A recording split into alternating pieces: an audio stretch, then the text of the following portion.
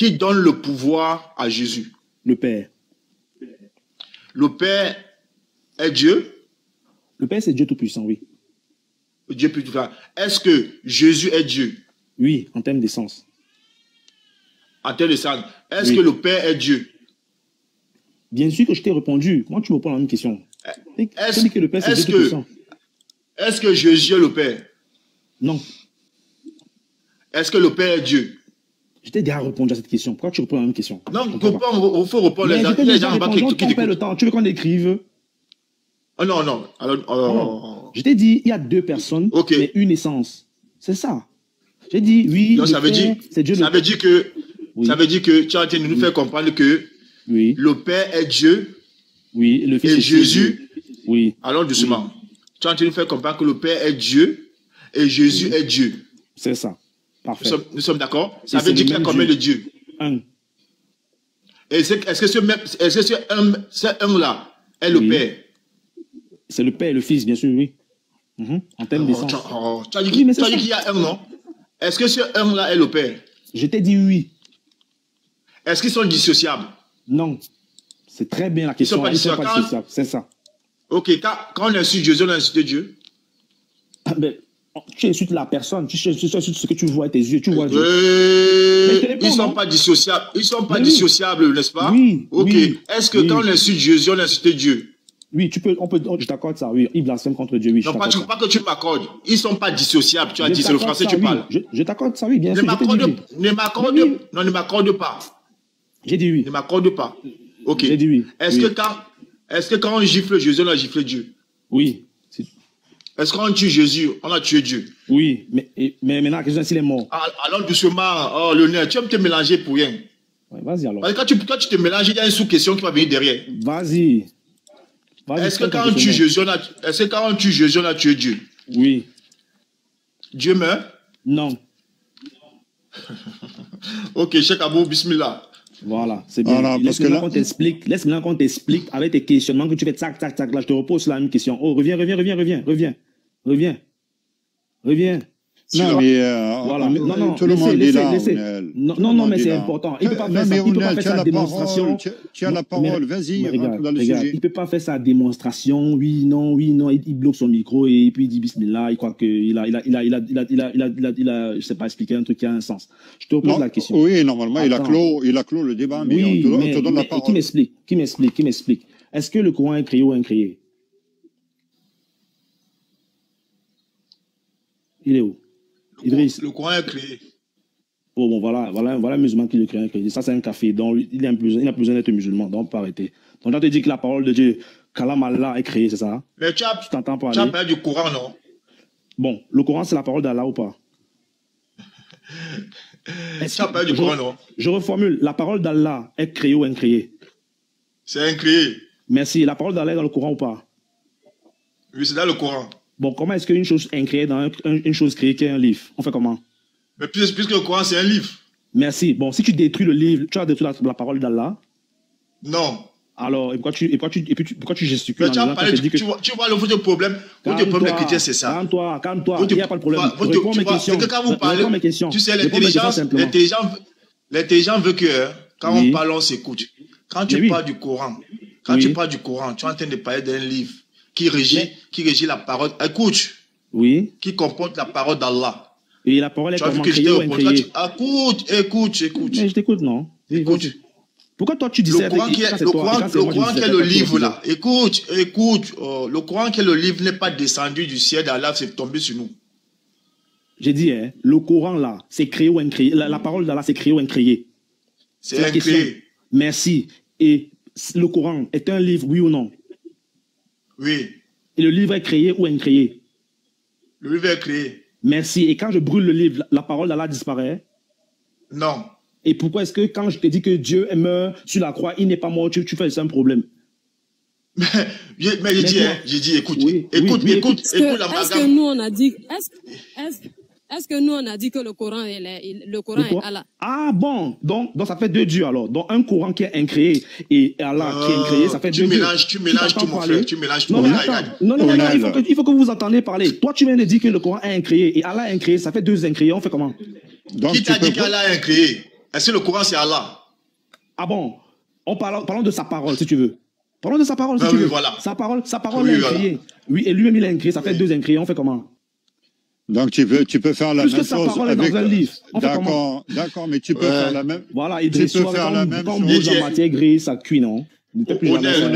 Onel, je vais te poser une question. Comme tu es en train de parler là, c'est ta parole, n'est-ce pas? C'est ma parole, bien sûr. Et tu peux pas si je prends ta parole, si je prends ta parole, j'ai écrit ça dans un cahier, comme j'ai un cahier à côté de moi là, je suis en train d'écrire. Oui. Est-ce que ce cahier-là, c'est toi? Justement, c'est pas moi. C'est pour ça que si je brûle le cahier-là, écoute, tu as répondu déjà, j'ai compris. Est-ce que ce cahier-là que j'ai acheté là, c'est quelqu'un qui l'a fabriqué ou pas? On est en train de m'appeler là. Attendez, je bloque. Parce que si ici, Idriss, il prend la même explication pour le cours, il n'y a pas de souci. Je reviens vers toi. On m'appelle. Il n'y a pas de problème, Onel, on a entendu. Venez dire des choses. Il n'y a pas de problème, Onel, prends ton appel, il n'y a pas de problème.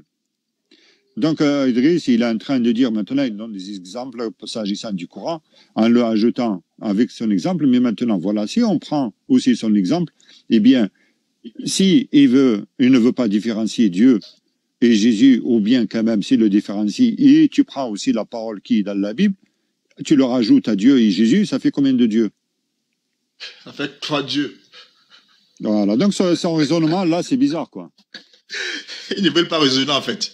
Le raisonnement n'est pas bizarre, les amis. On dit ceci. Non, vous ne voulez pas raisonner, en fait. Quand c'est le Coran, quand c'est sur le Coran, c'est que c'est pas raisonnable. Attendez, écoutez. D'accord. Je dis une phrase, comme ça, parce que Idriss, tu sais, pour appuyer ton argument, nous lisons dans 1 Corinthiens 3, à partir du verset 23, il est dit là-bas, et vous êtes à Christ, et Christ est à Dieu. Oui, il n'y a pas de souci. On dit amen à ça. Oui, nous aussi. Parce que oui, bien sûr, parce qu'on dit que Christ, écoute très bien, parce qu'on dit que Christ, c'est Dieu qui s'est fait chair. Et donc, il ne peut pas être Dieu dans toute sa puissance et dans toute sa gloire. La preuve, il a dit, il s'est fait homme, il s'est fait serviteur. Ça te fait mal où? Pourquoi tu crois que Dieu ne peut pas se faire un homme? Qui es-tu pour dire que Dieu ne peut pas le faire? Mais tu sais pourquoi? Pourquoi? On va te dire pourquoi. Pourquoi tu dis que Dieu ne peut pas être un homme? Pourquoi tu dis ça? Pourquoi tu dis Dieu? Attends. Prends l'exemple que tu viens de prendre tout à l'heure. Idriss, attends, comme il a posé la question, pourquoi? On va lui dire pourquoi. Parce que comme ça, peut-être que ça ne va pas l'arranger. Mais en tout cas,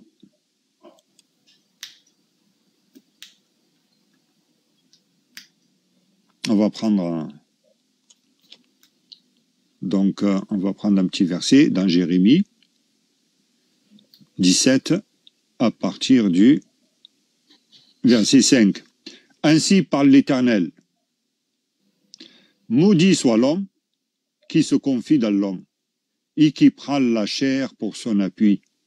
Voilà, donc ici, là, si toi tu dis que Dieu s'est fait chair, ici, et comme il a pris corps humain, ici l'Éternel dit, maudit soit l'homme qui se confie dans l'homme, qui prend la chair pour son appui, et qui détourne son cœur de l'Éternel. Voilà, si tu veux une réponse, nous ne croyons pas à un être venu qui aurait pris forme et qui serait venu en chair, parce que l'Éternel, il maudit l'homme, qu'il se confie dans l'homme et qui prend la chair pour son appui. Si, je veux qu'on lise maintenant Proverbe 30 à partir du verset 3 à 4. On va voir ça.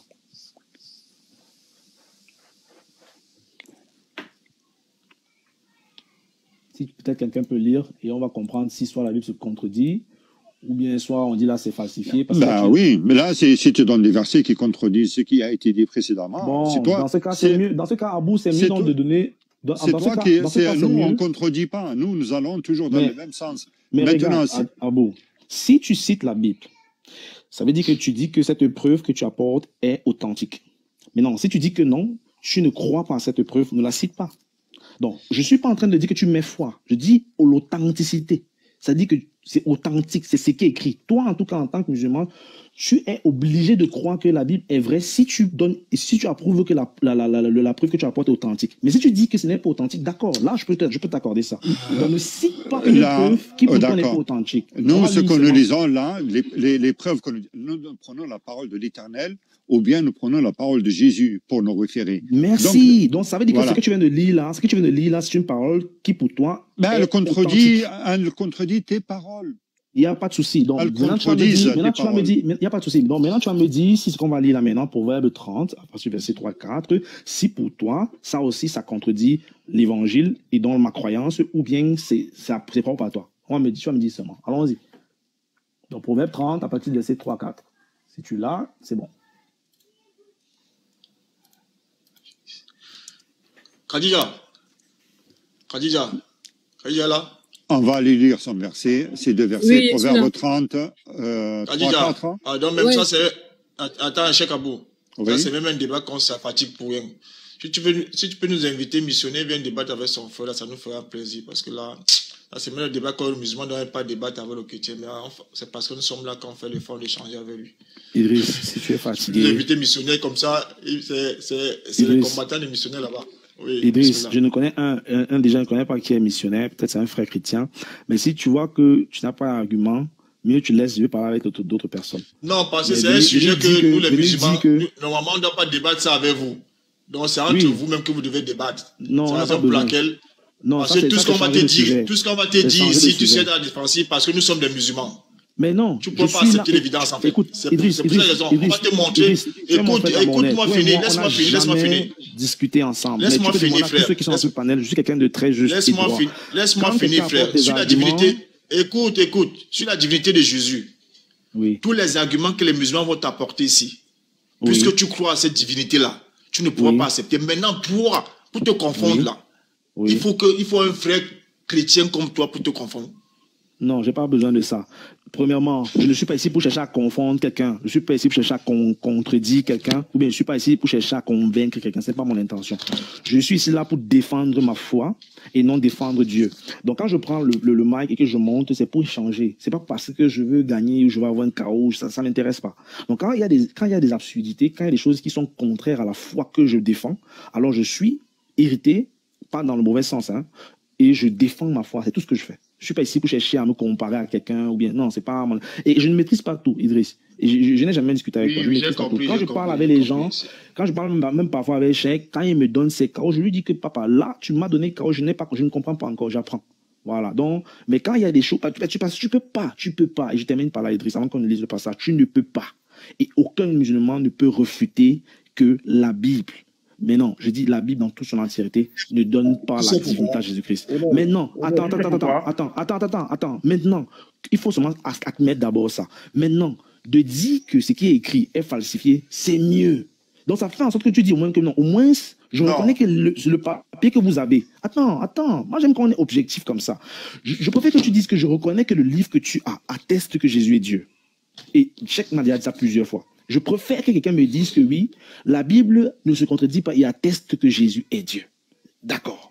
Okay. Mais quand quelqu'un dit que... J'ai compris. Voilà. C'est que moi, j'aime être court, c'est pour ça que je te coupe. Non, c'est j'aime être court, excuse-moi. Excuse-moi, j'aime être court. Que Jésus n'est pas Dieu, ça n'a pas de sens. Et Lionel, j'ai dit quelque chose que tu n'as pas compris. J'ai dit ceci. Tous les versets que nous allons prendre dans la Bible, c'est en tant que musulman. Je suis sûr et certain, comme tu es dans cette position-là, de croire à la divinité de Jésus, tu ne pourras pas accepter. Il va falloir un chrétien comme toi qui ne croit pas à cette divinité pour que vous échangez avec lui. Parce que ça n'existe pas de chrétien qui ne croit pas en Jésus qui est Dieu. C'est que ce n'est pas un chrétien. Je suis désolé. Ah, voilà. L'évangile, écoute-moi, l'évangile est basé, et écoute-moi, un chrétien, toute sa foi est basée sur la personne de Jésus-Christ, qui est le médiateur par excellence, homme, Dieu, que Dieu a donné pour pouvoir se rapprocher de lui. Ça, c'est clair. Il n'y a pas d'ambiguïté dessus. Donc, aucun être humain, pour un chrétien, ne peut aller à Dieu sans Jésus-Christ. Donc, quand quelqu'un se lève et te dit que Jésus n'est pas Dieu, ça vaut pas la peine. Je vais te poser une question. Sinon on va je vais te poser une question, Onel. Quand j'ai commencé mon allocution ici tout à l'heure, quand j'ai pris la parole, quand Cheikh Abou m'a donné la parole, j'ai dit que dans la Bible, personne de nous aussi dans le panel ne peut être plus éloquent que Jésus. Oui. Tu es d'accord avec moi, n'est-ce pas? Tu as dit ça. Personne ne peut personne ne peut connaître Jésus plus que lui-même. Tu as dit ça, oui. C'est Jésus qui est venu nous enseigner ce que nous sommes en train de vouloir édifier les gens avec ça là. Maintenant, qu'est-ce que Jésus a dit à ce qui lui concerne lui-même? Il a dit qu'il est le premier, le dernier, le ressuscité, le vivant. Il a aussi dit qu'il est, il a aussi dit que pour connaître Dieu, pour avoir la vie éternelle, il est venu pour qu'on connaisse Dieu et lui-même. Il a aussi dit qu'il peut donner sa vie. Attends, je te dis ce qu'il a dit, tu m'as demandé, donne seulement quelques briefs, quoi. Il a dit qu'il a les clés du séjour des morts. Il a dit qu'il donne la vie éternelle. Il a dit qu'il est envoyé. Il a dit qu'il est, que son témoin, il ne donne pas lui-même, il ne rend pas témoignage à lui-même, mais qu'il rend témoignage à celui qu'il a envoyé. Et le Père qu'il a envoyé rend témoignage de lui. Donc, il a dit beaucoup de choses. Maintenant, le message central, c'est quoi? Il la donne comment, la vie éternelle? Attends, vous, s'il te plaît. Entre tout ce qu'il a dit là. Qui peut de la vie éternelle, toi? Attends, Lionel, entre tout ce qu'il a dit là. Lionel, entre tout ce qu'il a dit là. Pourquoi il ne nous a pas dit qu'il est Dieu dans tout ce qu'il a dit là? Je n'ai pas vu prononcer ça. Mais attends, je suis d'accord, je t'accorde ça et je ne discute même pas là-dessus. Tu comprends, Idriss? Est-ce qu'il a menti? Et non, attends. Des faits, il ne pas dit. Idriss, tu as dit que tu aimes qu'on coupe le nom. Donc je t'ai dit qu'il n'a pas dit de sa propre bouche, je suis Dieu, adorez-moi. Je t'accorde ça, je suis d'accord avec ça. Tu comprends? Et pourquoi vous dites ça? Attends. Oui, on le dit parce que les attributs qui se donnent à lui, seul Dieu a ses attributs, comme par exemple donner la vie éternelle aux gens. Okay? Est-ce que lui ne connaissait pas qu'il avait ces attributs-là? Qui? Lui-même. Mais bien évidemment, puisqu'il vit éternellement. Pourquoi il n'a pas dit? C'est vous qui dites à sa place. Il dit qu'il donne la vie éternelle. Comment tu dis qu'il ne dit pas ça? Il dit qu'il donne la vie éternelle. Non, j'ai dit, ces attributs-là, parce que vous prenez les attributs pour dire qu'il est Dieu, c'est ça, non? On ne prend pas lui-même, tu dis que tu prends sa parole. Dans sa parole, lui-même, il dit qu'il est la vie éternelle. Il dit qu'il est le chemin de la vie. Mais est-ce qu'il a dit qu'il a envoyé, il donne la vie éternelle, il donne tout ça. Mais pourquoi il n'a pas dit qu'il est Dieu? Est-ce que la Bible n'a pas le mot Dieu? Bon, j'ai dit que la Bible n'a pas le mot Dieu, il n'a pas dit. Je t'ai accordé ça. C'est aussi un peu comme dans le Coran, il ne dit pas qu'il est le Messie, mais tu crois qu'il est le Messie. Je te pose la question, Lionel. Comme tu accordes, dans la Bible, il y a le mot Dieu, n'est-ce pas? Oui. Et le mot Dieu qui est dans la Bible n'est pas attribué à Jésus, tu es d'accord? Ça, c'est faux. Parce que c'est écrit. Est-ce qu'il y a un mot Dieu? Est-ce qu'il y a un mot Dieu dans la Bible qui est attribué à Jésus? Oui, mais pas de sa propre bouche, oui. On fait comment? Non. Je dis. Je t'ai répondu, j'ai dit oui, mais pas de sa propre bouche. J'ai dit tout à l'heure, nous parlons de Jésus là. J'ai dit tout à l'heure que c'est Jésus qui nous dit ce qu'il est. On a commencé à déterminer ce qu'il est, comme tu es en train de citer. J'ai dit, est-ce que Jésus dans la Bible, il a dit un mot, Dieu, qui le concerne? Oui, je t'ai déjà dit que littéralement, il n'a pas dit je suis Dieu, mais il s'est donné des attributs. Mais pourquoi il ne dit pas qu'il est Dieu? Il donne d'autres attributs. Je ne peux pas te répondre, mais je te repose la question aussi. Il faut que tu me répondes, parce que mais tu crois, tu sais pourquoi tu peux me répondre. Non, je viens de te dire. Tu sais pourquoi tu peux me répondre. Tu sais pourquoi tu peux me répondre, parce que ça n'existe pas. Oui, mais je t'ai dit que ça. Mais écoute, Idriss, je t'ai dit. Mais si ça n'existe pas, de quel droit tu ajoutes ça? Sur Jésus. Bon, attends, Idriss, si ça n'existe pas dans le Coran que Jésus dit qu'il est le Messie, de quel droit toi tu trouves qu'il est le Messie? Je peux te reposer la question. Tu vois, si ça n'existe pas dans le Coran que lui il dit qu'il est le Messie, là, de quel droit toi tu vas dire qu'il est le Messie? Pourquoi tu crois qu'il est le Messie? Est-ce qu'il a dit ça de sa propre bouche? Hein? De quel droit tu vas dire que... Attends. De quel droit tu vas dire que Abraham et Mohamed ont le même Dieu? Tu vas te permettre... Tu as quelle évidence pour dire ça? Est-ce que c'est écrit? Ce n'est pas écrit, mais tu mets foi à ça. Parce que c'est comme ça. Donc tu ne peux pas exiger. Tu peux pas exiger. N'est pas dans le Coran. Ah, c'est ça. Quand on raisonne comme toi, on te raisonne, ça te Écoute d'abord. Parce que parfois, c'est comme vous dites toujours. Quand vous venez échanger avec nous, quand on veut changer sur la Bible, restez sur la Bible. Parce que la Bible, vous ne le maîtrisez pas. Ce n'est pas dans le Coran qui est l'océan que vous allez entrer. Tu vas te faire émuler pour rien. Écoute. Non, laisse. Écoute. Tu vas te faire émuler dans le Coran pour rien. Donc, laissons d'abord dans la Bible que tu ne comprends pas. Hein? Maintenant, je suis en train de dire que j'ai posé une thématique. Jésus, personne ne peut être plus éloquent que je peux. Personne ne peut le connaître plus que lui-même. Il a dit dans sa bouche qu'il est envoyé de Dieu. Tu es d'accord avec moi? Viens ici, Lionel, viens. Passe ta question, répète. Je pose la question. Jésus a dit qu'il est envoyé par Dieu. Nous sommes d'accord? Oui, non. Est-ce qu'un envoyé peut être un envoyeur? Qu'est-ce que tu racontes? Un envoyé peut être un envoyeur. Ça, c'est une tautologie. Non, c'est pas possible. C'est pas une tautologie. Est-ce que l'envoyé peut être l'envoyeur? Je t'ai dit non, non. Tu me poses encore la même question. Comment? Quand tu me poses la même question plusieurs fois. Pourquoi tu comptes? Pourquoi? Oui, je connais parce que je ne t'écoute pas en même temps. Si je repose la question, la répétition est pédagogique. Je dis, pourquoi tu attribues le titre de l'envoyé à l'envoyeur? Non, je n'ai pas... Attention, j'ai dit que l'envoyé a la même essence que l'envoyeur. Ils ne sont pas différents. C'est ça. C'est ça qui est compliqué à comprendre. Je suis pas en train de dire que... Voilà, s'il vous plaît, avant que Cheikh Adam il intervienne, Idriss, si tu permets, parce que voilà, on va revenir juste... Barakallahu fik. Parce que voilà, j'ai essayé de lui poser la question parce qu'il a insisté pour dire que c'est Jésus qui donne la vie éternelle. C'est ça, Ounel? C'est sûr que Jésus-Christ le dit. Non. Est-ce que toi, tu crois en ça? Bien sûr, puisqu'il le dit. D'accord. Il le dit, mais il la donne comment? Comment ça, il la donne comment? Il dit qu'il a le pouvoir de donner la vie éternelle à qui il veut. D'accord. Donc, c'est Jésus qui donne la vie éternelle. D'accord. Alors, maintenant, nous allons lire... Comme le Père donne la vie éternelle, moi aussi, je peux donner la vie. C'est ce qu'il dit. D'accord. Alors, Matthieu 19, 16. Voici un homme s'approcha et dit, Jésus, Maître, que dois-je faire pour avoir la vie éternelle? C'est de ça dont il s'agit, hein, Ounel?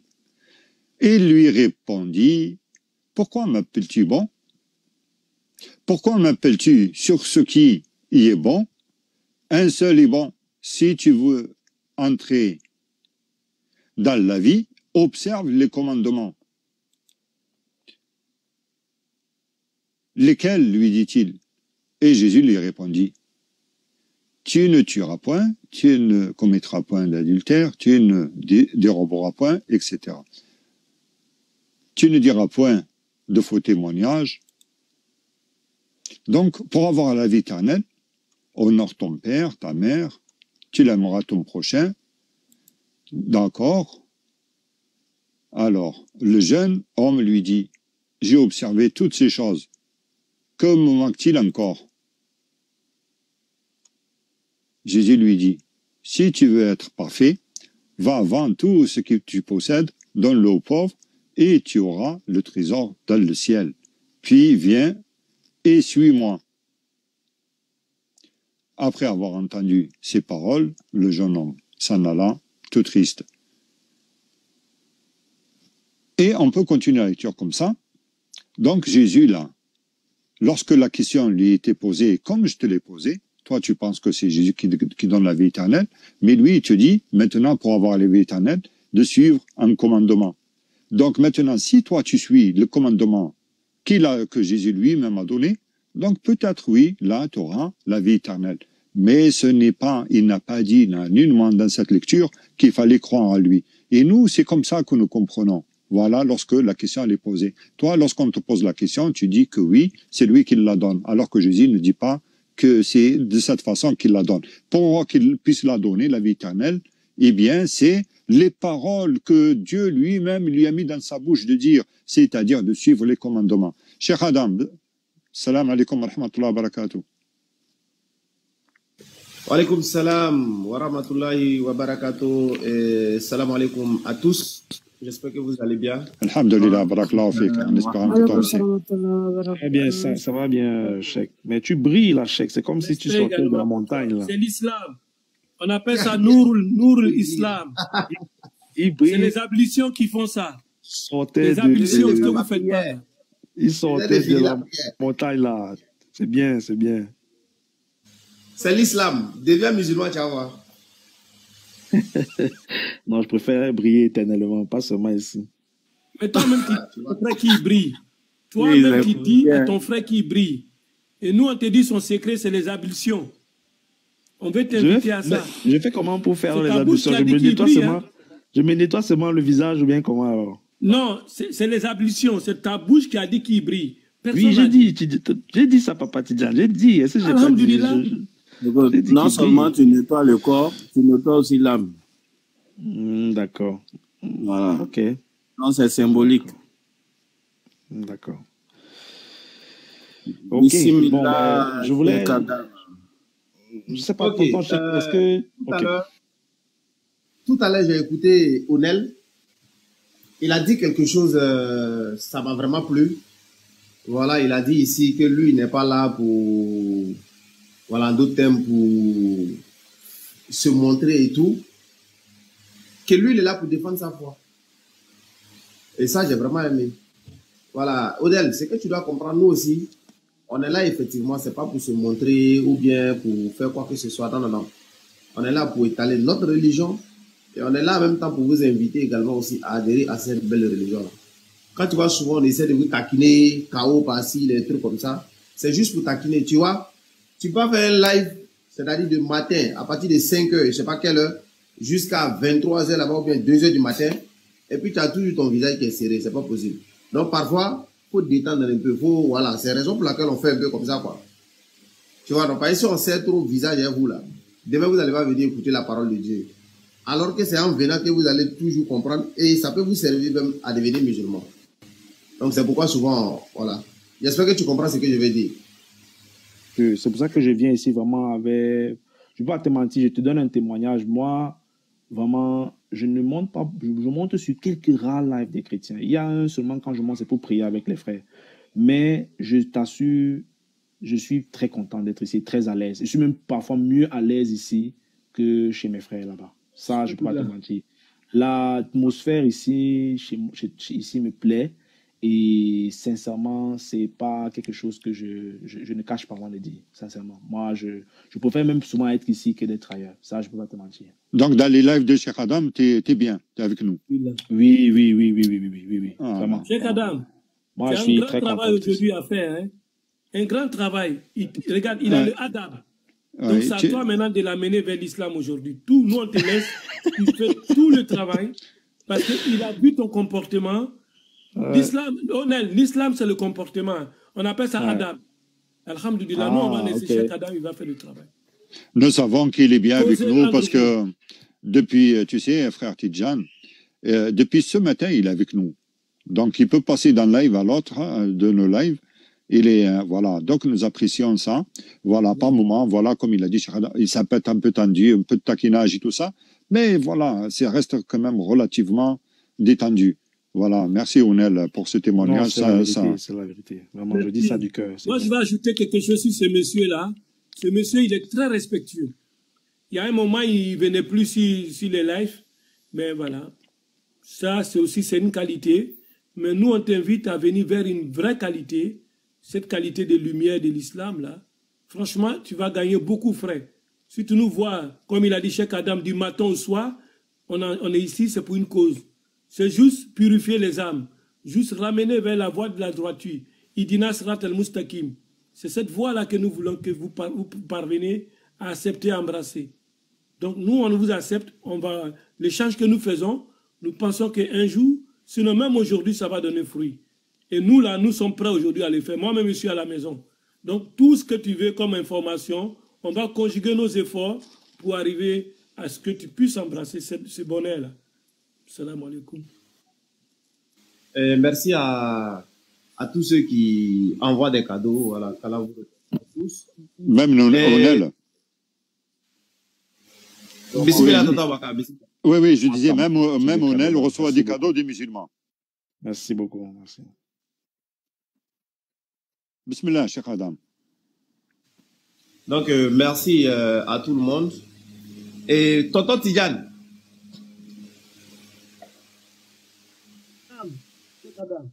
Si c'est possible de m'écrire, voilà, j'ai besoin de certains livres-là. Donc, on allait essayer de voir ça ensemble, quoi. Oui, le problème, c'est que moi, je n'ai pas vos coordonnées. Tout à l'heure, mon neveu, il est parti à Abidjan en voiture. Mon neveu est parti à Abidjan en voiture.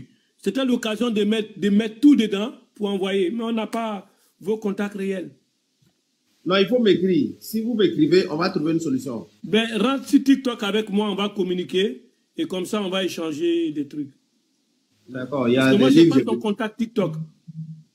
D'accord. Sinon, mon neveu vient de partir à Abidjan. Là, il est au Maroc actuellement. Et il est parti en voiture. C'était l'occasion de... Mais écris-moi les ouvrages. Il n'y a pas de souci. Tu m'envoies en privé et puis on va faire ça, Inch'Allah. Il n'y a pas de souci. Donc, Odel, vraiment, merci beaucoup pour ton témoignage. Voilà, ça nous va droit au cœur. Tout ce que tu dis là, donc, ça revient à tonton Aboubakar, Khadija et à tous ceux qui sont dans le live, Sabrina.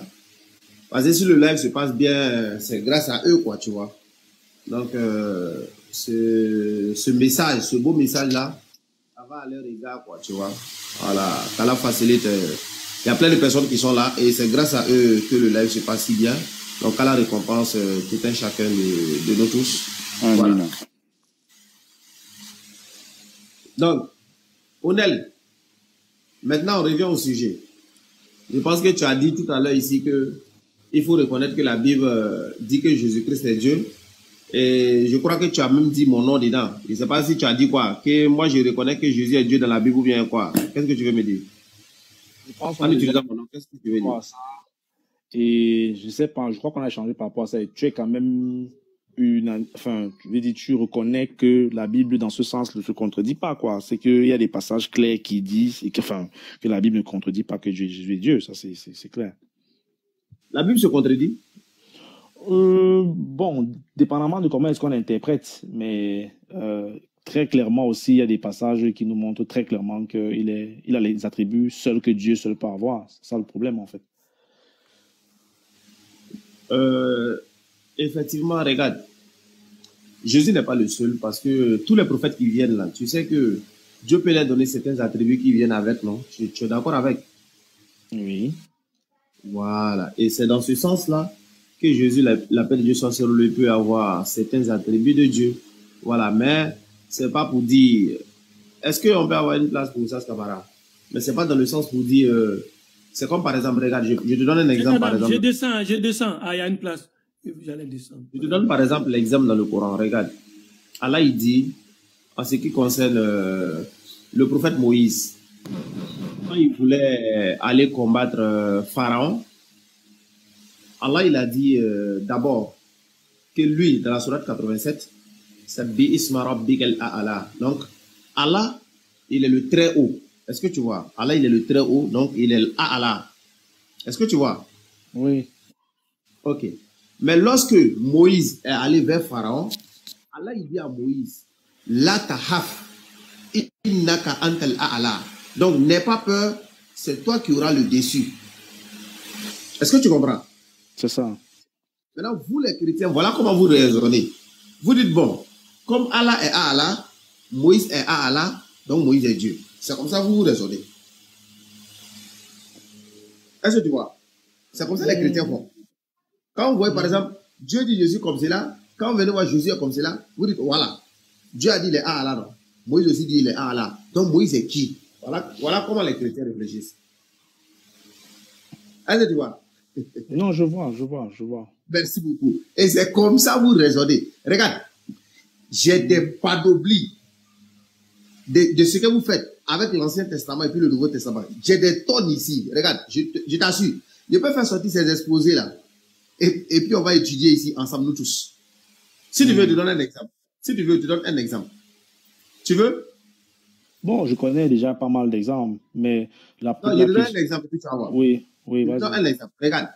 Quand tu prends Ésaïe 41, à partir du verset 4, ou bien Ésaïe 44, verset 6, où Dieu dit, je suis le premier et le dernier. Or, moi, il n'y a point d'autre Dieu. Tu vois ça, non? Oui. Donc, on est d'accord ici que Dieu il est le premier, il est le dernier. Donc, l'alpha et l'oméga, après lui, il n'y a personne. On est d'accord? C'est ça. Maintenant, dans Apocalypse chapitre 1, verset 18, là-bas, 17 à 18, Jésus dit, je suis le premier et le dernier. J'étais mort. Donc, le chrétien dit, Dieu est premier puis dernier dans l'Ancien Testament. Jésus est premier puis dernier dans l'Apocalypse. Donc, Jésus est qui? Est-ce pas comme ça vous raisonnez? Mais c'est très clair que si tu connais quelqu'un d'autre qui a un attribut pareil, c'est quand même blasphématoire de dire tu vois, non? Oui, mais regarde. Tu vois, vous comprends. Je suis d'accord, mais c'est quand même blasphématoire pour un homme de dire que je suis le vivant, j'ai la clé du séjour des morts, tu vois, c'est quand même un peu, c'est seul Dieu qui a la clé du séjour des morts. Pourquoi Jésus dit qu'il a la clé du séjour des morts? Tu peux m'expliquer ça? C'est blasphématoire, non? Mais c'est blasphématoire. Comment il peut dire qu'il a les clés du séjour et des morts si ce n'est pas Dieu? D'accord. Maintenant, quand on dit Dieu, il est le Très-Haut, Moïse est le Très-Haut aussi, est-ce que c'est blasphématoire? Qui a dit que Moïse est le Très-Haut et a les clés du séjour des morts? Est-ce que c'est blasphématoire? Je dis, je comprends qu'il peut y avoir des mots qui se répètent. C'est la même logique là. On est dans la même logique. Oui. C'est-à-dire, selon ta logique, oui. tu vas reconnaître devant tout le monde ici que Moïse est Dieu. Donc, est-ce que tu. C'est pas possible. Tu sais que c'est pareil, non? C'est comme ça que vous réfléchissez. Oui, mais Moïse ne peut pas être Dieu parce qu'il n'a pas la vie éternelle. Il ne donne pas la vie. La vie éternelle, c'est un attribut unique que seul Dieu donne. Il y a des attributs que peut-être Dieu peut avoir avec d'autres, que les hommes peuvent avoir avec Dieu et tout ça. Je peux comprendre, ressusciter les morts ou bien guérir. La vie éternelle, c'est un attribut.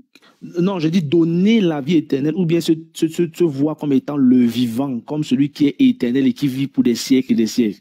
Pourquoi Jésus dit donc ça alors? Moi, enfin, je vais t'accorder qu'il n'est pas Dieu, d'accord. Mais pourquoi il dit que je donne la vie éternelle, je suis moi-même et je vis éternellement, j'ai les clés du séjour et des morts. Mais c'est quand même...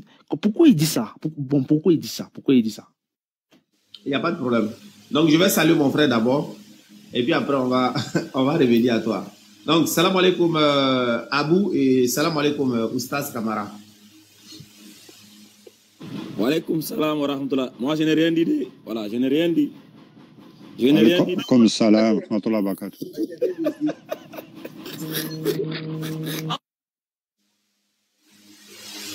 Khadija, ou bien tu as dit quelque chose? Sinon, non, on n'a rien dit aussi. Dit la personne ne parle, on écoute seulement. Sinon, non, on n'a rien dit. Il y a plein de demandes. Hein. Voilà, maintenant, regarde. Onel, est-ce que tu sais qu'il a fait exprès de donner ça, non? Je ne sais pas. Quelqu'un qui te donne un verset, et toi, tu ne vois pas piège dedans. Tu rentres dedans comme ça. C'est quand tu veux traverser la route, là, il faut regarder à gauche et à droite, sinon, la voiture peut te cogner. Hein. C'est vrai. Toi, tu n'as pas regardé. Parce que j'ai dit ça, tu as rebondi dessus. Ok. On va faire un exemple. Ici, là, la comparaison, là, c'est basé sur quoi? Quand toi, tu dis Jésus est Dieu à travers ce passage-là, la comparaison est basée sur quoi ici entre Dieu et puis Jésus? Dis-moi, s'il te plaît. Tu dis où dans Apocalypse, là Oui, Apocalypse 1,18. La comparaison est basée sur quoi?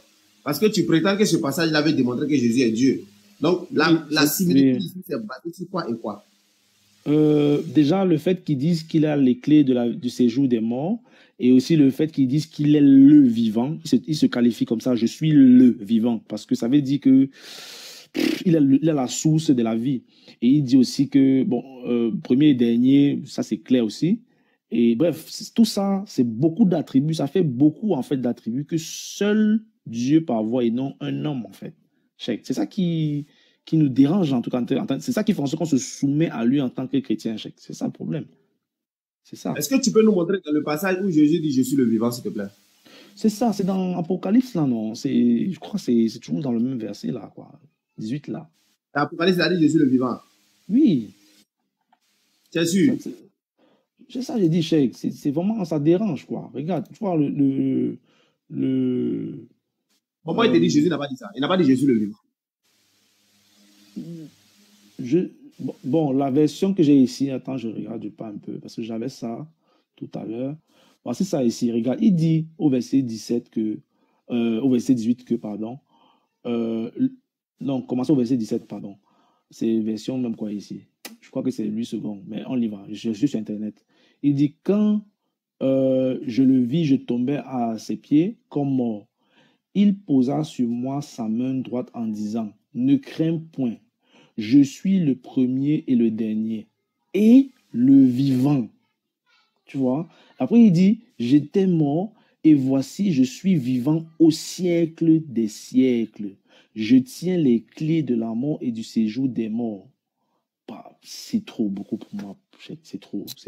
Ça dérange. En fait, ça, pour moi, avec ça, un homme ne peut pas dire ça, en fait. Un homme ne peut pas dire ça.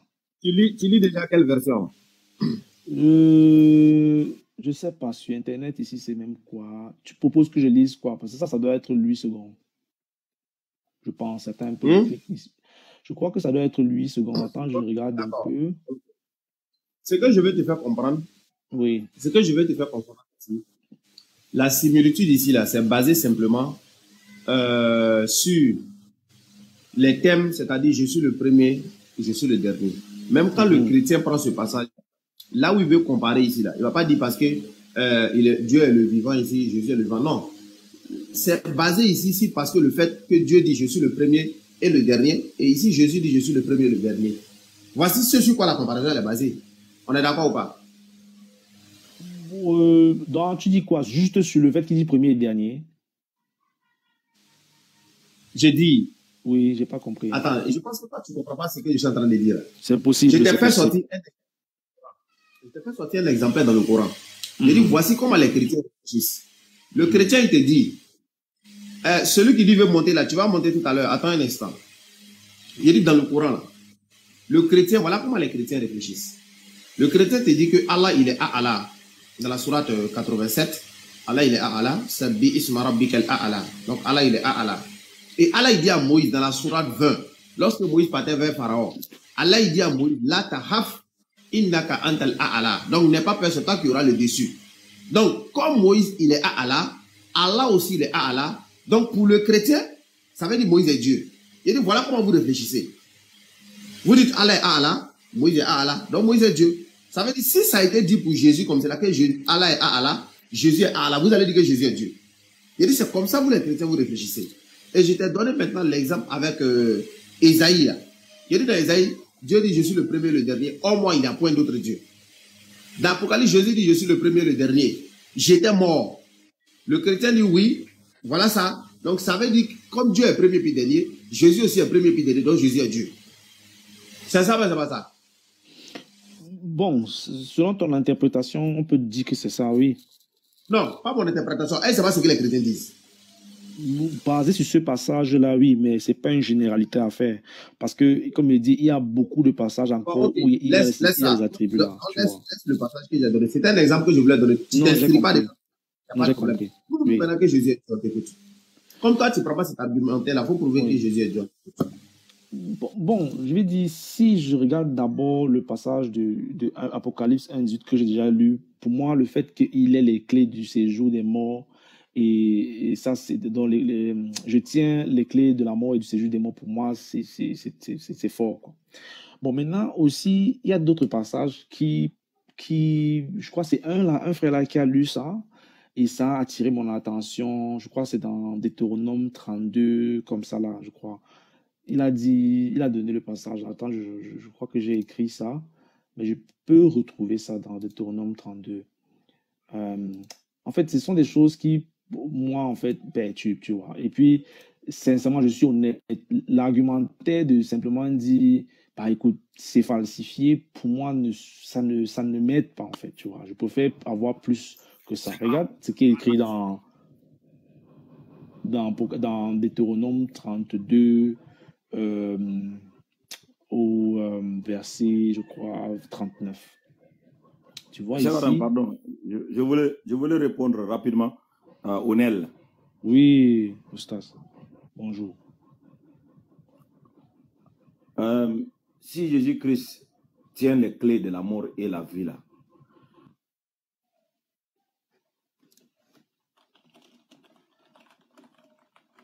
allô? C'est moi qui n'entends pas ou bien?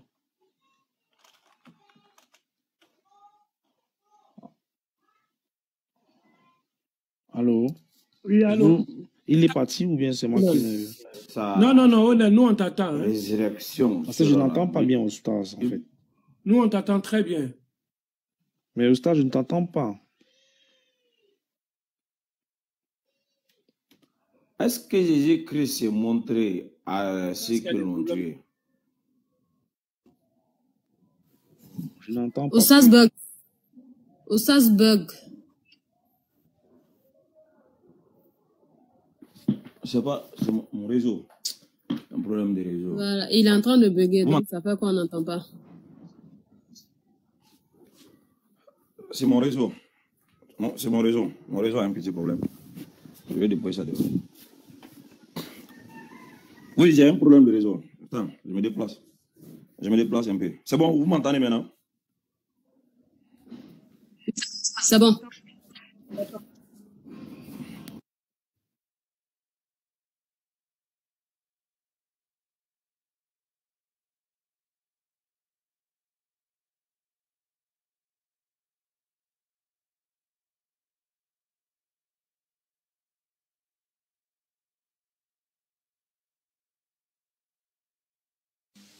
Oustaz Kamara, il bug. Donc, on va donner la parole à ton pote Tigane.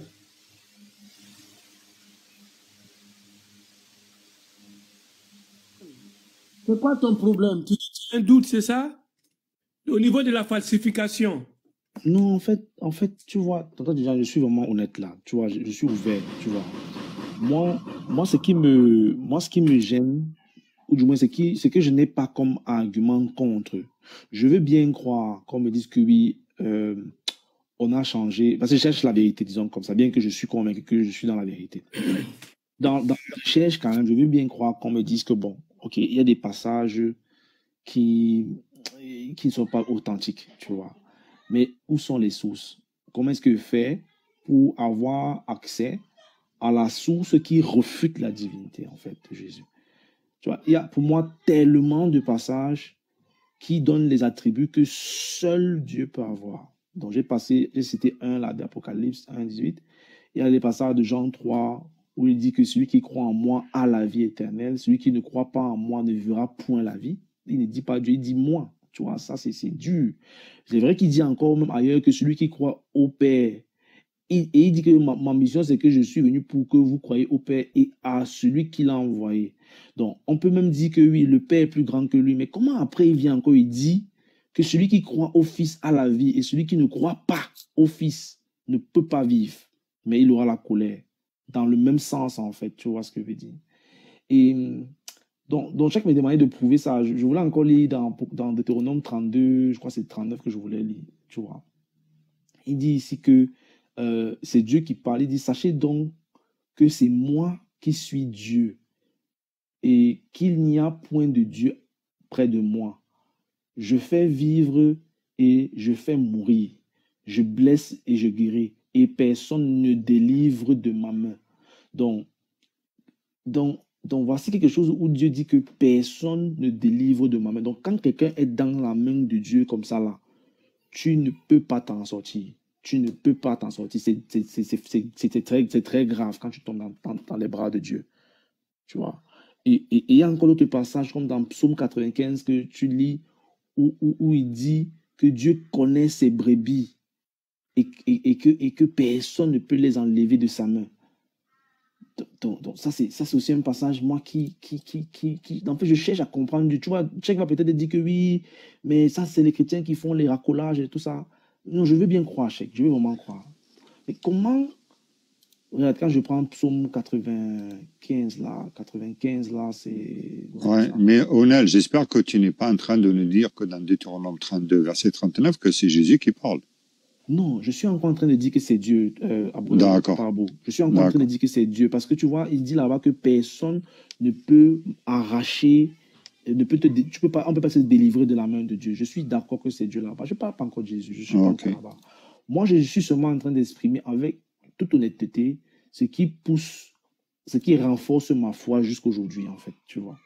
Dans le psaume 95, tu vois, Dieu nous appelle à protester avec lui. Il dit, venez, prosternons-nous et humilions-nous. Fléchissons les genoux devant l'Éternel, notre Créateur, car il est notre Dieu et nous sommes le peuple de son pâturage, le troupeau que sa main conduit. Et tu vois, après, il dit, si vous pouviez écouter aujourd'hui, écoutez, n'endurcissez pas vos cœurs. Attends, je regarde très bien la partie que j'avais notée dans mes recherches. Tu vois, il dit, voilà, il dit ici, c'est ça que je viens de lire en fait, car nous sommes le peuple de son pâturage, le troupeau que sa main conduit. Tu vois, dont Dieu a les attributs où il dit que nous sommes un troupeau que lui conduit. Mais comment Jésus, là, lui, il va s'élever? Tu vois, dans Jean 10, là, je crois à partir du verset 27, là, je sais pas ça, mais tu vois, il va s'élever, là où il va parler de ce qu'il dit, mes brebis. D'abord, lui, il voit les hommes comme ses brebis. Il dit mes brebis. Comme on vient de lire là, que Dieu lui a un pâturage. Lui aussi, il dit qu'il a ses brebis. Bon, on va peut-être passer sur ça, mais il dit que ses brebis connaissent sa voix. Et il dit un truc qui est très pertinent, c'est qu'il dit que nul ne peut les arracher de ma main. C'est exactement un peu comme Dieu là, qui lui dit que dans sa main, on ne peut rien faire. Et plus tard encore, dans le même chapitre de Jean 10 là, je crois que c'est au verset 29 là, il dit personne ne peut les arracher de la main de mon Père. Et il dit encore lui-même, c'est là après il finit par dire que le Père et lui sont un là.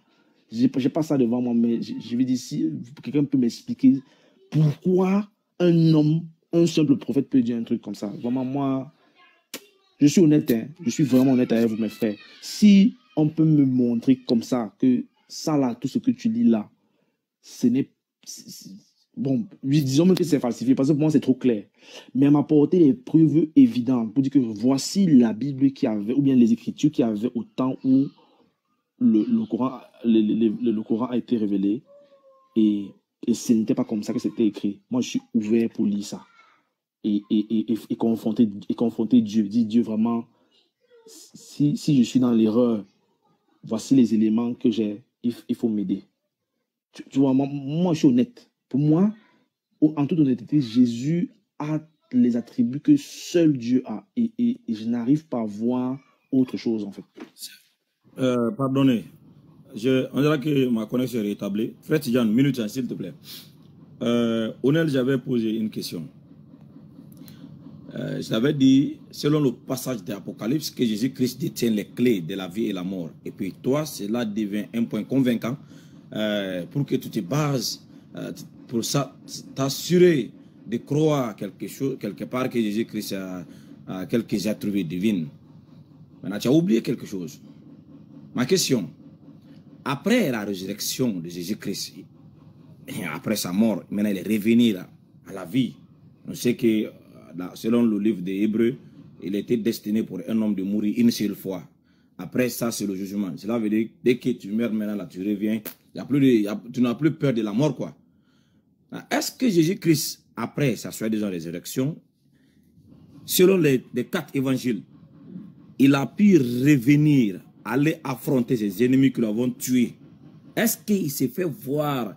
Est-ce qu'il est venu en face de ceux qui l'ont crucifié, selon les 4 évangiles? Est-ce qu'il y a une chose comme ça dans la Bible? Comme il a déjà la clé de la mort et la vie, cela veut dire la peur de rien ou de personne. Maintenant, quand il est ressuscité là, est-ce qu'il a pu revenir vers ceux-là pour leur dire, ouais, maintenant j'ai la clé de la vie et de la mort, je peur de rien, de personne? Est-ce qu'il a fait ça? Ou bien il s'était caché et jusqu'à qu'il est monté au ciel? Donc ta question c'est, est-ce qu'il a dit ça aux gens qui l'ont crucifié, ou bien c'était quoi la question concrètement? Non, c'est pas dit ça. Par exemple, imaginons donc que Oussas Kamara, il est devenu Superman, qui n'a peur de rien, il a des pouvoirs inimaginables. Et que c'est Oussas Kamara qui contrôle la mort et la vie. Cela veut dire lui, il ne peut pas mourir tant que lui-même ne commande pas la mort, parce que c'est lui qui détient les clés. Cela veut dire, avant que quelqu'un meure là, c'est Oussas Kamara qui doit autoriser que toi tu vas mourir. Ça veut dire, la force de la mort est dans ta main, c'est toi qui le détiens. Et la force de la vie est dans ta main, c'est toi qui le détiens. Ça veut dire tout est dans ta main déjà. Comme tu as compris dans l'Apocalypse, il a la clé de la mort et la vie. Jésus-Christ, après sa résurrection, est-ce qu'il a pu revenir? Je n'ai pas dit qu'il allait dire aux gens, non. Est-ce qu'il est sorti visiblement, il est venu devant ceux qui l'ont crucifié? Est-ce qu'il a fait ça? Ou bien c'était caché, même pour marcher dans la rue, il s'était déguisé. Il n'a jamais affronté, il n'a jamais venu devant ceux qui l'ont crucifié. Cela n'a jamais été le cas. Ou bien est-ce qu'il avait fait une telle chose durant son séjour après la résurrection? De ma connaissance des textes bibliques, je dirais que je ne me souviens pas avoir lu que Jésus, après sa résurrection, apparaît directement devant ceux qui l'ont crucifié. Mais ce que je sais, c'est qu'il a apparu à plus de 500 frères à la fois. Ça, c'est ce que la Bible nous dit, qu'il a apparu après sa résurrection à plusieurs personnes à la fois. Bon, je ne sais pas si ça répond à ta question ou bien c'est autre chose qu'il fallait que je... Non, c'est pas... Onel, vous savez, quand tu veux prouver quelque chose là, il ne faut pas l'enlever dans son contexte. Nous savons que le monsieur avait des ennemis. Il y avait Ponce Pilate, il y avait des Juifs, il y avait des soldats romains, il y avait ses ennemis qui l'avaient attrapé. Il était à l'état d'arrestation. On l'avait arrêté, on l'avait accusé, on l'avait frappé, jusqu'à ce qu'on l'a crucifié. Maintenant, ses ennemis ont pu réclamer une victoire temporelle qu'ils ont gagnée contre lui. Maintenant, selon toi, ta croyance, il a la clé de la mort et la vie. Il ne faut pas oublier cet élément. Hein. C'est ça que tu te bases pour lui qu'il est Dieu. Parce que comment un homme peut avoir la clé de la mort et la vie? Maintenant, imaginons donc un être qui a la clé de la mort et la vie. Cela veut dire que c'est lui qui décide qui doit mourir, qui ne doit pas mourir. Lui, il ne peut plus mourir. La mort n'a pas d'effet sur lui maintenant. C'est lui qui détient ce pouvoir-là. Il a la capacité de la mort maintenant dans sa main. Est-ce que Jésus-Christ a pu partir devant ses ennemis-là pour dire que oui, je suis retourné, vous m'avez tué, non? Maintenant, me voici, comment ça marche devant eux. Est-ce qu'il a fait un retour devant eux là? Dans les villes de Jérusalem, où il marchait là-bas tranquillement, je ne parle pas d'apparition. Quelqu'un qui a la clé de la mort et la vie là, lui-même là, est-ce que le Christ a pu faire un retour? Il marchait tranquillement dans la ville de Jérusalem devant ses ennemis parce qu'il détient les clés de la vie et la mort. Si le passage de l'Apocalypse est vrai, est-ce que le Christ avait pu faire une telle chose? Alors, je t'ai répondu, Ostaz, en te disant que le passage de la Bible que je connais, c'est qu'il est apparu à plus de 500 frères à la fois. Il a aussi marché... Est-ce que c'est ses ennemis? Attends, non, est-ce que c'est des ennemis? Okay, les 500 là, non. Moi, je parle des ennemis. Les ennemis, non. Je ne me parle pas de... Non, j'ai compris. Je ne parle pas des gens qui croient en lui. Oui, non, je comprends maintenant ta question. Je ne connais pas de passage qui dit que il était devant Ponce Pilate ou bien tous ceux qui l'ont crucifié. Non, je ne connais pas de passage comme ça. Non. Pourquoi tu disais que tu penses que s'il a les clés de la mort, il devait se venger? Non, c'est pas se venger. Non, on ne se vend pas. Quand tu as la clé de la mort et la vie dans ta main là, cela veut dire que c'est toi qui décides maintenant là. Oui, on peut dire la première fois, Jésus-Christ avait eu peur, il s'est caché. Parce que dans la Bible comme ça, on dit Jésus-Christ, il s'est caché, il s'est déguisé, il ne veut pas se faire voir. Quand les gens cherchaient à le faire mourir, il s'est déplacé parce qu'il ne veut pas. Oui, on peut comprendre ça. Ça, c'est avant qu'il a réussi la clé de la vie et la mort. Ça, on peut comprendre. Maintenant qu'il est mort et ressuscité là, et puis selon l'Apocalypse, il a réussi la clé de la vie et la mort. Non, c'est fini. Il n'a plus besoin de se cacher. Est-ce que ça, c'est logique? Oui, c'est logique qu'il n'a plus besoin de se cacher, oui. Mais est-ce que Jésus-Christ s'est caché après sa résurrection? Non, il ne s'est pas caché. Eh frère. Ah non, tu veux dire à ses ennemis. Oui, à ses ennemis. Non, je comprends ta question maintenant. Par rapport à ses ennemis, il ne s'est pas fait voir, oui. On n'a pas de référence par rapport à ça, oui, je suis d'accord avec toi. Mais je ne peux pas insinuer qu'il s'est caché plus qu'il s'est fait voir d'autres qui croyaient en fait. Voilà, ça ce n'est pas un argument pour prouver que Jésus-Christ est Dieu, parce qu'il y a d'autres arguments qui refutent cela. Si vous voulez, parce que c'est écrit dans l'Apocalypse, il a la clé de la vie et de la mort. Ce n'est pas réel, ce n'est pas une réalité. Un être qui a la clé de la mort et la vie là, il n'a pas besoin d'avoir peur de personne. Mais nous savons que selon les 4 évangiles, Jésus-Christ s'est caché. Il n'a jamais se faire voir devant ses ennemis. Il a fait des apparitions discrètes devant ses apôtres, devant les gens qui l'aiment, mais jamais il n'a fait une apparition publique devant ceux qui étaient contre lui. Jamais. Et même quand il marchait sur la route de Damas avec les 4 apôtres, on ne l'a pas identifié. Les apôtres ont marché avec lui jusqu'à un certain niveau. Ils ne connaissaient pas que Jésus-Christ. Mais pourquoi se déguiser? Il avait peur de qui ou de quoi? Pourquoi il ne veut pas que les gens le voient? Est-ce qu'en réalité là, Jésus-Christ est la personne qu'on vous a dit dans l'Apocalypse? Non. C'est pourquoi, quand tu lis la Bible, il ne faut pas regarder la fin. Regarde d'abord le début. Parce qu'il se peut que tu vas te faire attraper par quelque chose derrière. La réalité prouve le contraire. Le livre de l'Apocalypse.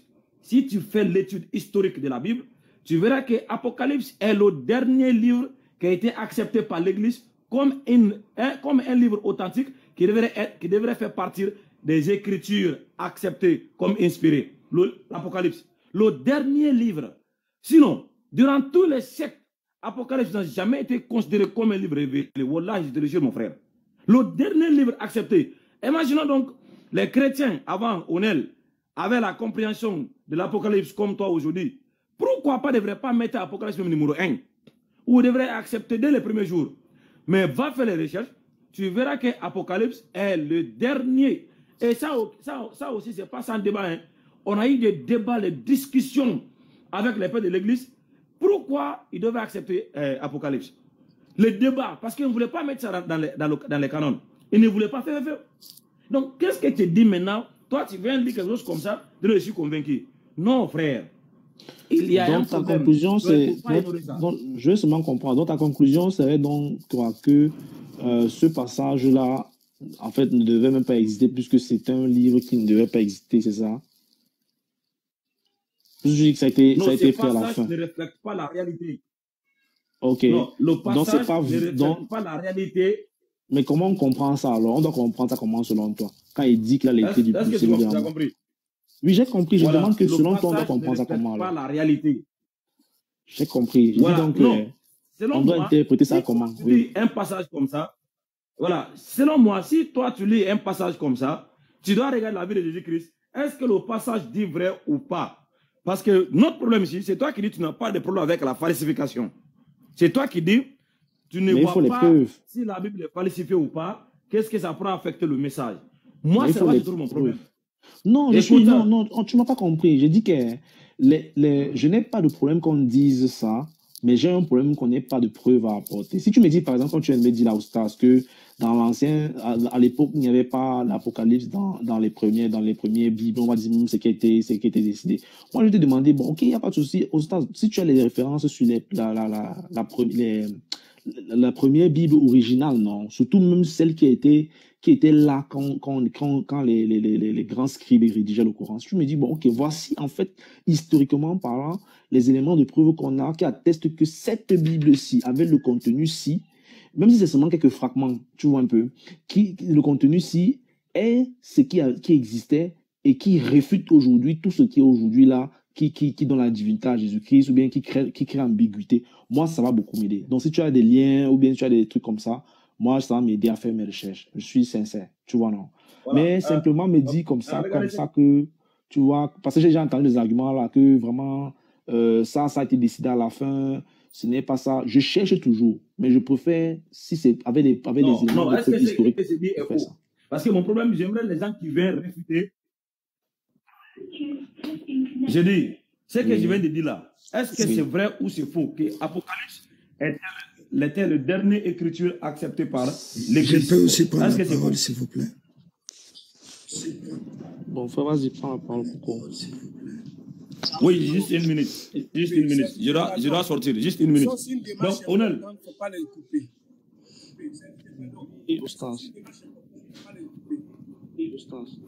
Ok, j'ai dit, est-ce que ce que je viens de dire, c'est la vérité? Que le livre de l'Apocalypse est le dernier livre qui a été accepté dans le canon des Écritures avec des discussions très profondes par le père de l'Église parce qu'il doutait de sa sincérité, il doutait de sa crédibilité.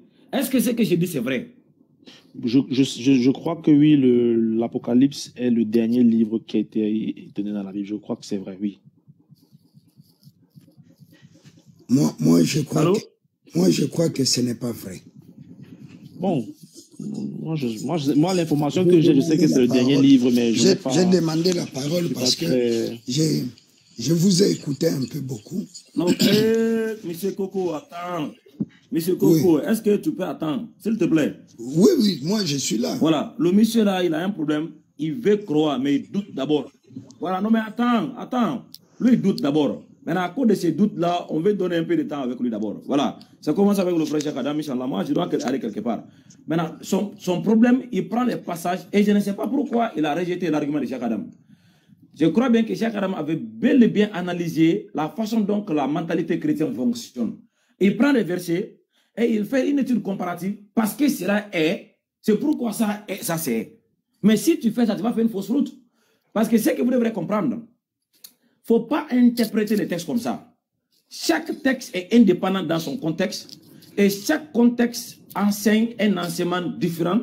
Maintenant, si tu veux interposer des enseignements, des textes différents, il se peut que tu vas faire une fausse route. Jésus-Christ, alayhi salam, moi je dis et je le réitère, il n'a jamais, c'est pourquoi ça n'existe pas ce texte dans la Bible où il s'est réclamé la divinité. Ça n'existe nulle part. Et ce qui m'étonne, c'est quoi? Quelqu'un peut me dire, oui, oustaz, Jésus-Christ n'a pas dit clairement que je suis Dieu parce qu'il avait la crainte des Juifs. Mais vous avez oublié un petit élément. L'élément ici, c'est quoi? La Bible a été écrite après le départ de Christ sur la terre. Ça veut dire quoi? Jésus-Christ n'est plus ici sur la terre. Donc, il n'a besoin de... Il n'a pas peur de quelqu'un maintenant. Personne ne peut l'attraper. Il était là où il est, selon vous. Il était maintenant au ciel. Vous contredisez vous-même. Écoute, monsieur. Est-ce que... Attends, on va te donner la parole. Subhanallah. Donc, Jésus-Christ est au ciel, non? C'est qu'on vient d'écrire la Bible là. Jésus-Christ devrait plus révéler que je suis Dieu. Adorez-moi. En termes clairs. Mais eux-mêmes, il te dit clairement, la seule chose que les gens ont dit, que Jésus-Christ, ils ont apporté, ils ont dit quoi? Jésus-Christ a dit, moi en tant qu'un être humain, moi je suis un homme. Ça, ils n'ont pas oublié ça, hein? Il a dit ça clairement. Mais pour dire la phrase, moi je suis Dieu, moi en tant que la divinité, là ils n'ont pas dit ça. Qu'est-ce qui les empêche? Monsieur Onel, je vais t'envoyer quelque part très très loin. Et c'est le défi que j'ai lancé à Pasteur Imena. Parce que je l'ai trouvé dans un live, c'est écrit là-bas, je ne sais pas, on dit le scanner des écritures, ou c'est un jeune, je ne sais pas, je l'ai trouvé là-bas, quelqu'un m'a partagé le live, j'ai posé cette question à Pasteur Mina, voilà, j'ai posé une petite question à Pasteur Mina, j'ai dit, ok, toi tu es pasteur, tu es censé enseigner la parole de Dieu à tes fidèles. Pasteur Mina, comment on dit Dieu en grec? Wallahi, le pasteur est triplé, n'a pas pu. Mais comment, pourquoi? Parce que si tu veux vraiment prouver quelque chose, tu as une preuve. Ne base pas ta connaissance sur ce qui a été traduit. Faire un effort.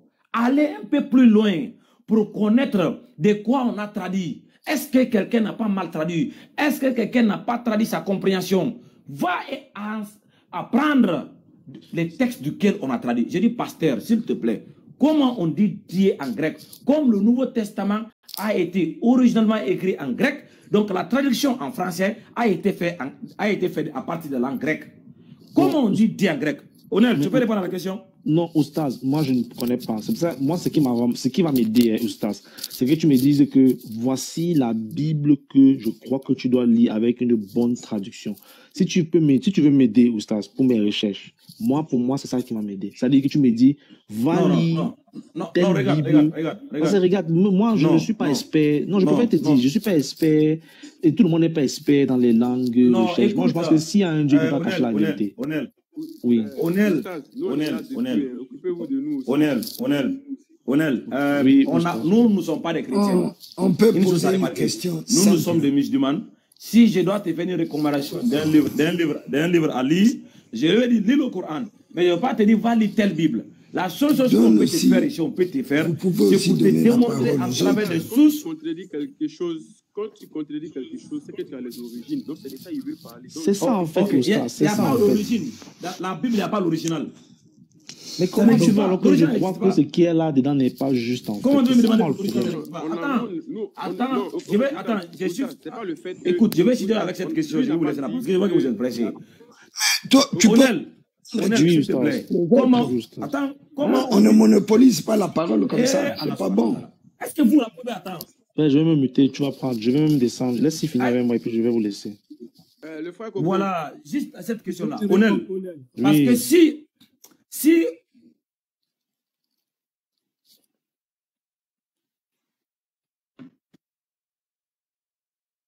la langue duquel on a traduit, et même, ils devraient être les premiers des croyants.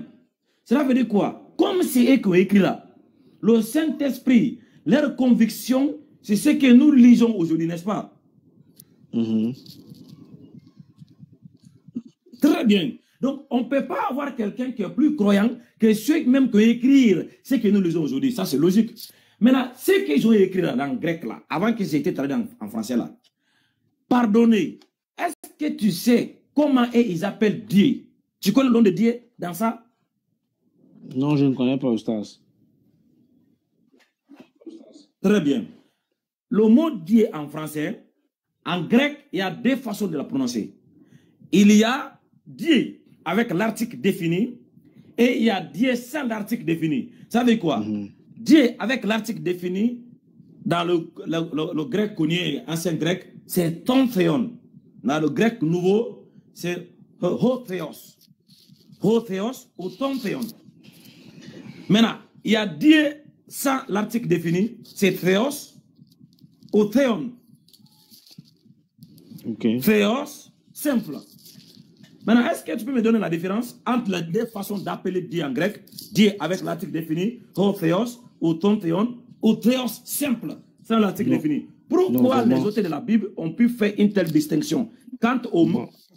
Moi, je ne comprends pas. Tu sais, on peut abréger ton Oustas. Moi, je ne suis pas un expert dans les... Je n'ai pas encore fait les recherches poussées dans les... Tu connais ou tu ne connais pas? Non, je ne connais pas. Je connais pas. Non, je t'ai dit je ne connais pas. Et je pense que si tu continues à développer, ça ne va pas m'aider. C'est pour ça que je pense que pour m'aider, moi, voilà, c'est que tu me dises que voici, regarde. Voilà, il ne faut pas expliquer. Non, tu ne connais pas, mais cela ne veut pas dire que tu ne peux pas connaître. Mais il y a des enseignements qui doivent te mener à comprendre. Ok. Oustaz, bonsoir tout le monde. Ce que je dis, il y a des enseignements qui pourront t'aider à comprendre. Parce que tu lis la tradition, durant tout le temps là, tu fais que lire, tu interprètes les versets. Maintenant, on veut t'envoyer quelque part plus loin. Cela veut dire quoi? Ici, maintenant, c'est indépendant des interprétations de Oustaz Kamara, ou de Cheikh Adam, ou de Remis Diman. C'est toi-même qui vas aller vérifier pour toi-même. Je dis pourquoi les différentes manières d'écrire Dieu en grec dans les textes originaux, mais tout a été traduit Dieu en français. Pourquoi? Non, je t'ai dit, je ne peux pas t'expliquer ça. Et même si c'est vraiment, même si c'est vrai ce que tu dis. Je te laisse avec cette question. Ok. Non, voilà, ok. Voilà, je te laisse avec cette question parce que les gens là me dérangent trop. Je te laisse avec cette question. Va faire tes recherches. Demandez les gens qui parlent la langue grecque. Tes pasteurs, tes hommes de Dieu là, va les demander de te donner une seule écriture. Mais attends, de te donner une seule écriture dans la Bible où le terme Dieu, avec l'article défini, son théon ou ho théos, a été attribué à Jésus-Christ dans toute la Bible, à partir de Matthieu jusqu'à Apocalypse. Et n'a qu'à sortir